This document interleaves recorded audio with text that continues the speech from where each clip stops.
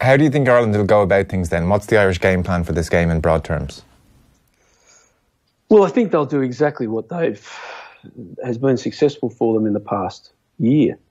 They'll play a very limited attacking game, but it's been a very... Joe, you and I sat next to each other the last 12 months a lot. You've heard me say this, and I don't mean... I just got to say what I see. It is a highly successful and efficient way of attacking. Let me put that right out there.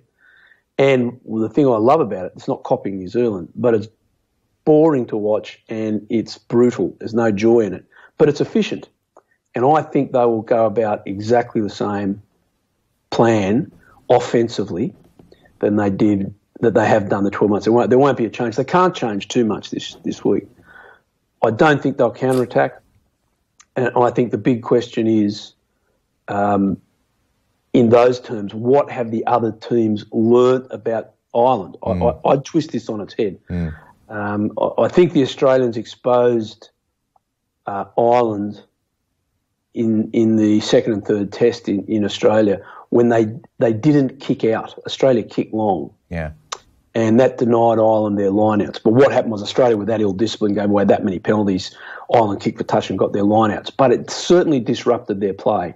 You saw a kicking game from Argentina last week that was really, really intelligent.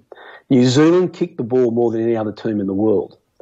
And I think their kicking game that will put pressure on Ireland to launch their attack from places they're uncomfortable with will be the key. Can Ireland cope with that kicking game from Ireland?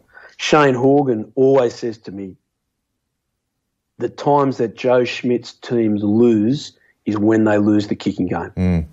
He said if they win the kicking game, they win. And Shane certainly knows what he's talking about. Since then, I've observed that, and Shag's got a good head on his shoulders, and it seems to be the truth.